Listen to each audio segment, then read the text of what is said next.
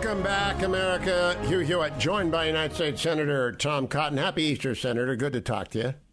Good morning, Hugh. Good to be back on with you. Happy Easter and Holy Week to you and all of your listeners. Thank you. I am looking at a picture of Jimmy Lai in handcuffs. He and Martin Lee and 5 other prominent pro-democracy campaigners were convicted hours ago in Hong Kong. Is there a possibility that America will begin to treat them like Solzhenitsyn and Sakharov were, because they are indeed the face of Hong Kong freedom that's just been destroyed by the CCP? Yeah, we should, Hugh, and I hope you're using air quotes around the word convicted. This is obviously a sham trial in a kangaroo court, much like the Soviet Union did to people like Solzhenitsyn, and the United States government should hold them up as dissidents and work assiduously for their freedom, and to continue to impose consequences on the Chinese communists who rob Hong Kongers in total of their freedom and autonomy. I just think it's necessary for the world to wake up. Hong Kong has just been crushed.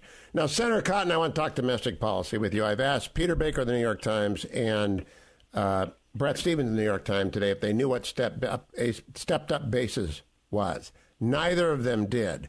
This is the problem with the Joe Biden largest tax increase in history. People don't know it's on them. It's being described as an infrastructure plan. It's the largest tax hike in history. Yeah, Hugh, I can tell you who does know what stepped-up basis is. It's all the farmers and the ranchers and the foresters with whom I met Tuesday morning.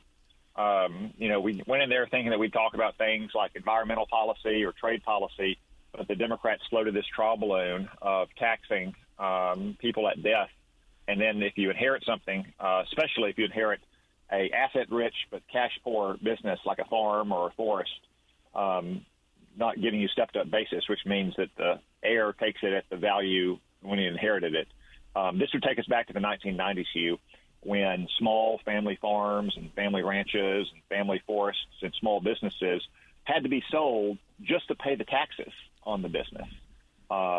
So there are going to be thousands and thousands of jobs lost and communities devastated if the Democrats pass this tax bill. I suspect they're going to struggle pretty mightily with it, since as Joe Biden unveiled it yesterday, it's the largest tax hike in the history of America, probably the history of the world. Oh, I think it is. And some people are saying the largest since 68. No, in gross dollars, it is larger than 68. It's larger than the 1943 tax hike. It's massive. It's so large. And yet stepped-up basis hides from a lot of people. Family farmers get it right away. I had a few call the show. But if grandma bought a house 30 years ago in Florida and that house is now worth $1 million, the heirs are going to get socked for a huge amount of whatever her estate is. I don't think this flies if people understand it, but will Democrats support it, even if they do understand it? Well, Hugh, there's still a lot of details to be revealed, but I imagine there are a lot of Democrats in the Congress who are already very skittish about it. Again, let me stress just how devastating this tax is for family businesses and for the communities they support. This is a kind of backdoor death tax to treat death as a taxable event for the purposes of capital gains. We saw this across South Arkansas in the 80s and especially the 90s, where you had family forestry businesses that, yes, on paper had millions of dollars in assets because they owned thousands of acres of forest land. But Hugh, you and all your listeners with an ounce of common sense know that it takes 25 to 40 years from the time you plant a tree to the time you can sell it and turn that into cash.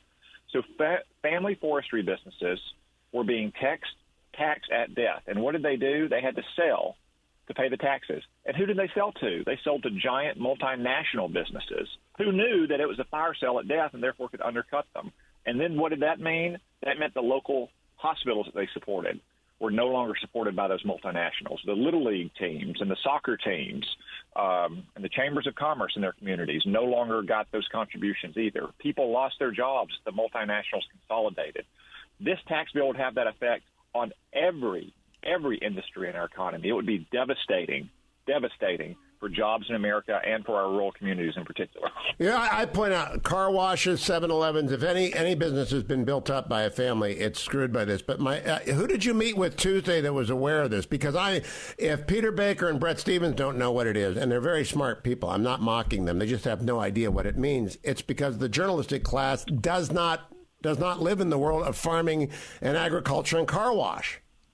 Yeah, so Senator Bozeman and I in Arkansas met with a lot of our agricultural leaders, farmers, ranchers, foresters, and again, they immediately understood the implications. And the reason why a lot of blue media reporters don't understand it, the reason why a bunch of politicians or bureaucrats in Washington understand it, is they simply work in the world of intangible things and ideas. You know, they sit at a desk and they bang around on a keyboard. Maybe they trade some stocks. That's what they understand wealth to be. This is not an issue for Jeff Bezos. Jeff Bezos' wealth is based in highly liquid securities that can be sold at any time. But if you work in the world of real things, if you grow things in the ground or you plant them or you care for animals, those kind of things, you understand businesses can look like they're worth millions of dollars on paper, but they only generate enough money to cover their expenses and their employees and have a little bit of savings for their owners each year. So that's why you had the situation before the death tax was cut back in 2001 of so many businesses being sold. If the Democrats' tax bill goes forward, we'll have that exact same thing again. It'll be devastating to jobs and communities. Well, the death tax Democrats are coming, so I hope you and Senator Bozeman fight it off. Happy Easter to you, Senator Cotton.